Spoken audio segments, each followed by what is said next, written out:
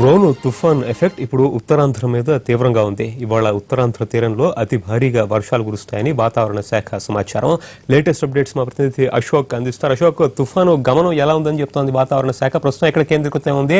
దీని ప్రభావం తీర ప్రాంతాల్లో ఎలా కనిపిస్తోంది? ఇప్పుడు ఉత్తర కోస్తా జిల్లాల మీద చాలా తీవ్రంగా కనబడుతుందనే చెప్పుకోవచ్చు. ప్రస్తుతానికి విశాఖకు తూర్పు విశాఖకు దక్షిణ నైరుతి దిశగా 110 కిలోమీటర్లు, అలాగే కాకినాడకు తూర్పు ఆగ్నేయంగా 60 కిలోమీటర్ల దూరంలో కొనసాగుతున్న ఈ రోను తుఫాన్ ఏదైతే ఉందో దీని ప్రభావంతో ఇప్పటికే గడిచిన 24 గంటలుగా చూస్తే కనుక ఉత్తర కోస్తాల్లో జిల్లాలకు సంబంధించి ఉత్తరాంధ్ర జిల్లాల్లో కూడా భారీగా వర్షాలు పడుతున్న పరిస్థితి అయితే కనబడుతుంది. మరోవైపు సముద్రం కూడా చాలా అల్లకల్లోలంగా ఉన్న పరిస్థితి కనబడుతుంది. మరొక 3-4 గంటల్లోనే ఈ రోను తుఫాను పెను తుఫానుగా మారే అవకాశం ఉందని కూడా ఇప్పటికే వాతావరణ శాఖ చాలా స్పష్టంగా తెలియజేసింది.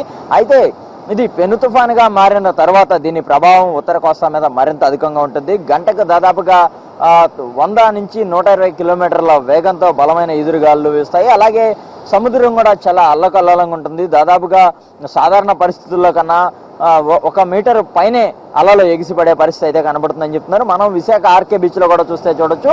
సాధారణంగా కూడా సముద్రం సాధారణ పరిస్థితుల్లో కన్నా కూడా కొంత ఉవ్వెత్తున ఎగిసి పడుతున్న పరిస్థితి ఉంది. కొంత ముందుకు చొచ్చుకొచ్చిన పరిస్థితి అయితే కనబడుతుంది.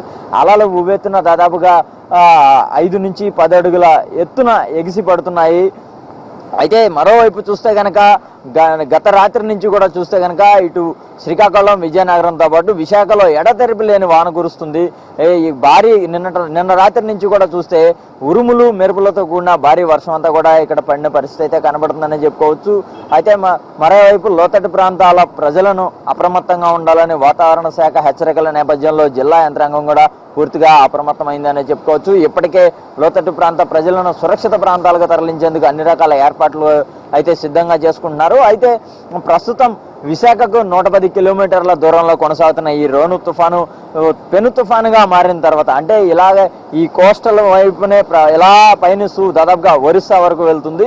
అయితే దీని ప్రభావం అంటే పెను తుఫానుగా మారిన తర్వాత శ్రీకాకుళం మీద కూడా ఎక్కువగా ఉండే అవకాశం ఉందని కూడా ఇప్పటికే వాతావరణ శాఖ అంచనా వేసింది. మరోవైపు ఈ నెల 21వ తారీఖు అర్ధరాత్రి సమీపంలో, అంటే దక్షిణ బంగ్లాదేశ్ దగ్గర ఉన్న కెపురా అలాగే కాక్స్ బజార్ సమీపంలో తీరం సమీపంలో ఇది అర్ధరాత్రి సమయంలో తీరం దాటే అవకాశం ఉందని కూడా ఇప్పటికే విశాఖ తుఫాను హెచ్చరికల కేంద్రం తెలియజేసిన పరిస్థితి ఉంది. అయితే ఇది బలమైన తుఫానుగా మారిన తర్వాత, అంటే దాదాపుగా ఉత్తర కోస్తాలో మొత్తం ఈ ఉత్తరాంధ్ర జిల్లాలన్నింటిలో కూడా భారీ నుంచి అతి భారీ వర్షాలు పడడంతో పాటు ప్రచండమైన గాలులు, అంటే దాదాపుగా 100 కిలోమీటర్ల పైబడి బలమైన ఎదురుగాలు వీచే అవకాశం ఉంది.